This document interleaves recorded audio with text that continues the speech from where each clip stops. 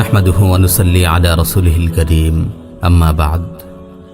প্রিয় ভাই ও বোনেরা, আজকে আমি জিহাদি জীবনের বাস্তবতা নিয়ে আপনাদের সামনে সামান্য কিছু আলোচনা করার চেষ্টা করব ইনশাআল্লাহ।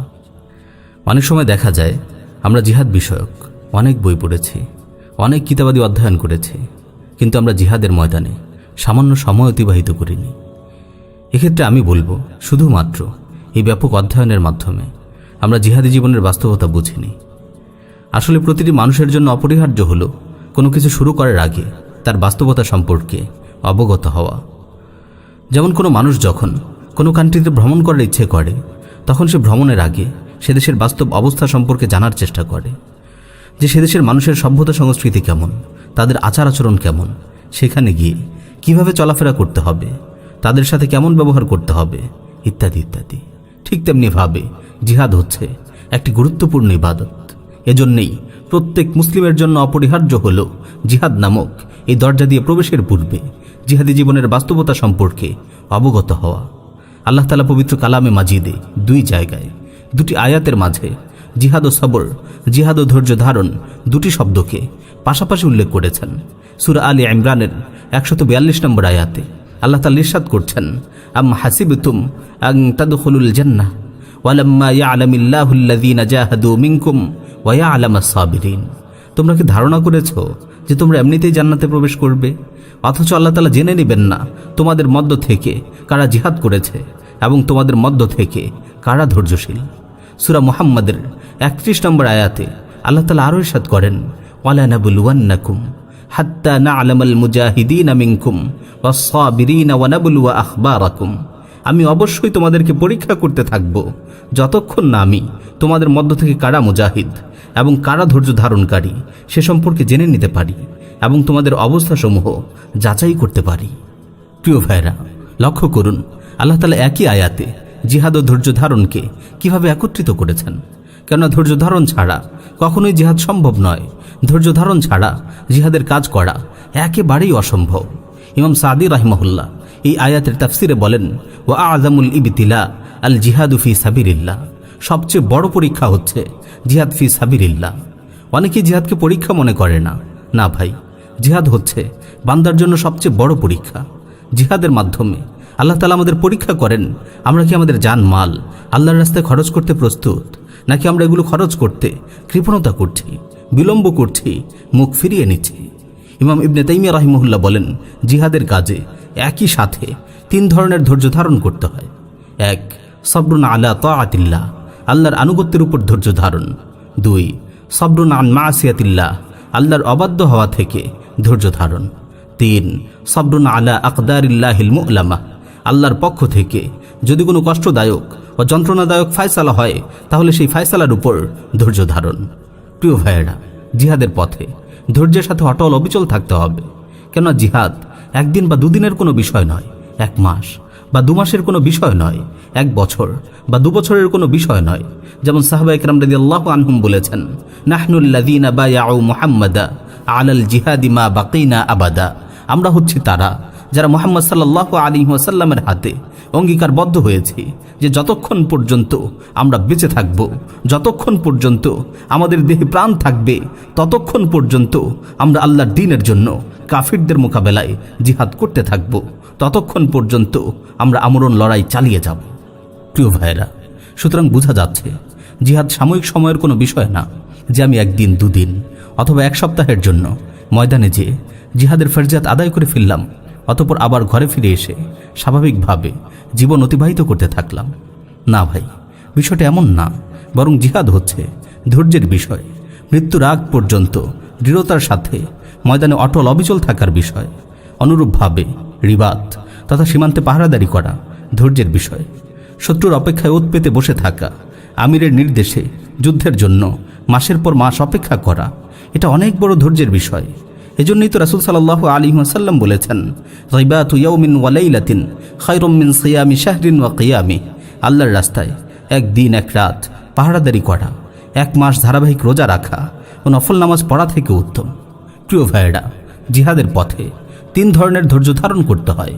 1, আল্লাহর আনুগত্যের ব্যাপারে ধৈর্য ধারণ করতে হয়।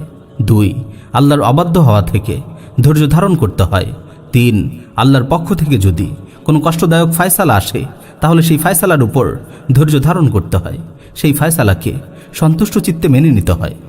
যেমন ধরুন, যুদ্ধের ময়দানে আপনি যুদ্ধ করছেন, এমন সময় শত্রুর বোমার আঘাতে আপনার কোনো একটি অঙ্গ বিচ্ছিন্ন হয়ে গেল, আপনি আহত অবস্থায় রক্তাক্ত দেহ নিয়ে জমিনে লুটিয়ে পড়লেন। এই কঠিন মুহূর্তে আল্লাহর ফায়সালার ব্যাপারে আপনাকে অবশ্যই ধৈর্য ধারণ করতে হবে।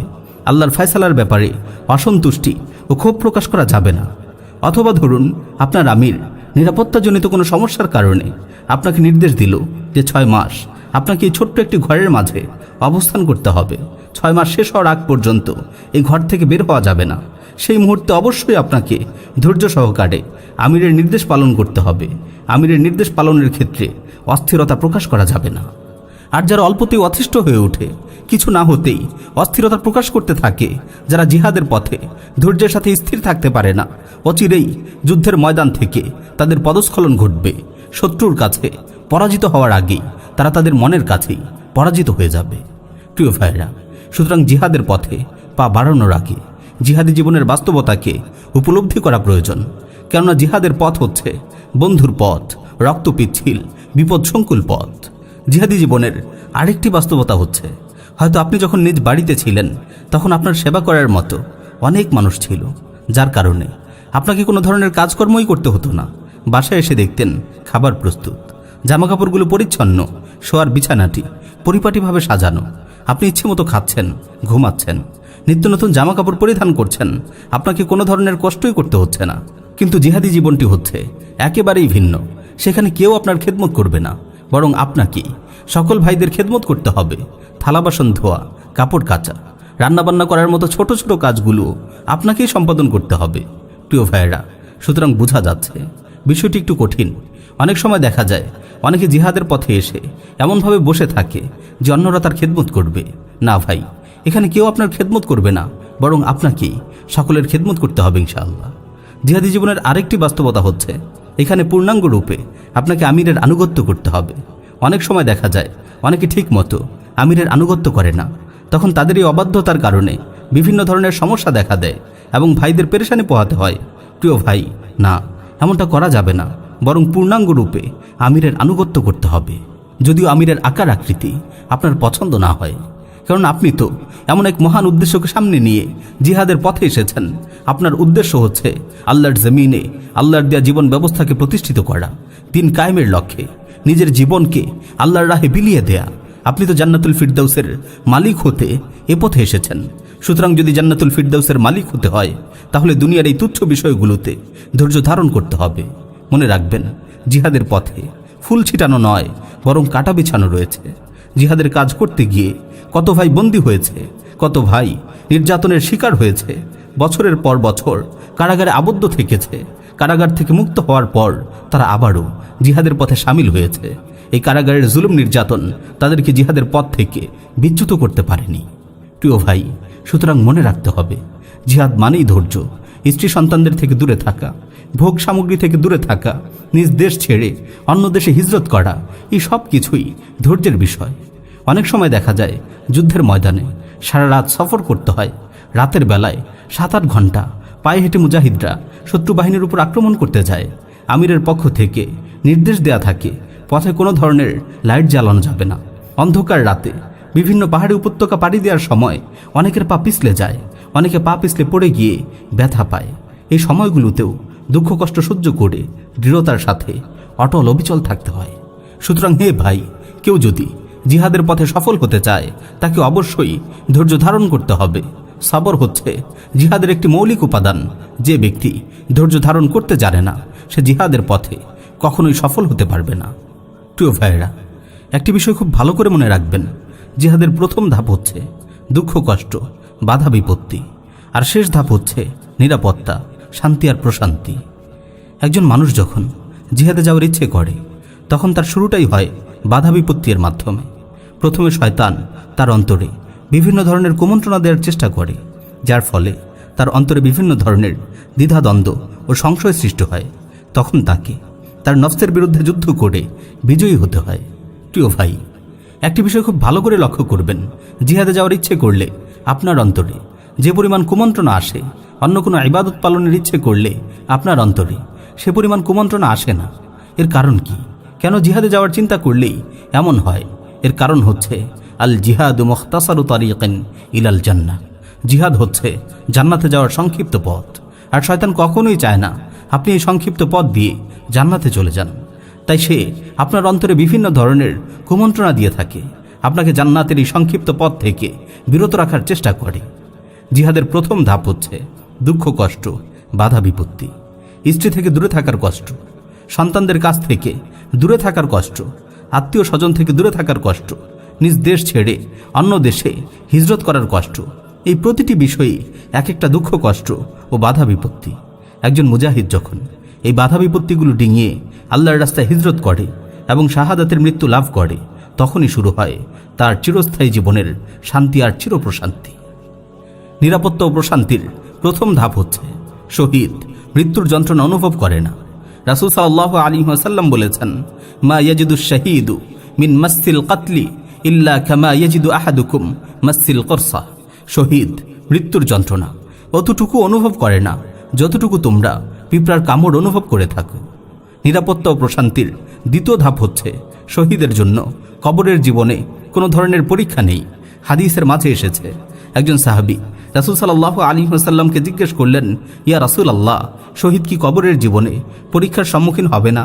রাসূল সাল্লাল্লাহু আলাইহি ওয়াসাল্লাম জবাব দিলেন, কাফা বিবারিকাতিস সুয়ুফি আলা রুউসিশ শুহাদাই ফিতনাহ। যুদ্ধের ময়দানে শহীদদের মাথার উপর দিয়ে তরবারির যে ঝলক গিয়েছে, সেই ঝলকগুলোই তার পরীক্ষার জন্য যথেষ্ট। আর এ যুগে আমরা বলবো, যুদ্ধের ময়দানে তার মাথার উপর দিয়ে বুলেট বা ড্রোনের যে ঝলক গিয়েছে, সেই ঝলকগুলোই তার পরীক্ষার জন্য যথেষ্ট হয়ে গিয়েছে। সুতরাং বোঝা যাচ্ছে শহীদ কবরের জীবনে কোনো ধরনের পরীক্ষা ও পেরেশানির সম্মুখীন হবে না। নিরাপত্তা ও প্রশান্তির তৃতীয় ধাপ হচ্ছে শহীদ কবরের আযাব থেকে নিরাপদ থাকবে। রাসূল সাল্লাল্লাহু আলাইহি ওয়াসাল্লাম শহীদের 6টি বিশেষ বৈশিষ্ট্য বর্ণনা করতে গিয়ে বলেন, ওয়ায়ুমানু মিন আযাবিল কবর। কবরের আযাব থেকে শহীদ নিরাপত্তা লাভ করবে। নিরাপত্তা ও প্রশান্তির চতুর্থ ধাপ হচ্ছে কিয়ামত দিবসের কঠিন ও ভয়াবহ মুহূর্তে শহীদ একেবারেই নিশ্চিন্ত অবস্থায় থাকবে। কোনো ধরনের দুশ্চিন্তা তাকে স্পর্শ করবে না। সাদিকুল মাসদুক মুহাম্মদ আরবি সাল্লাল্লাহু আলাইহি ওয়াসাল্লাম বলেন, ওয়ায়ুমানু মিনাল ফাজাইল আকবার।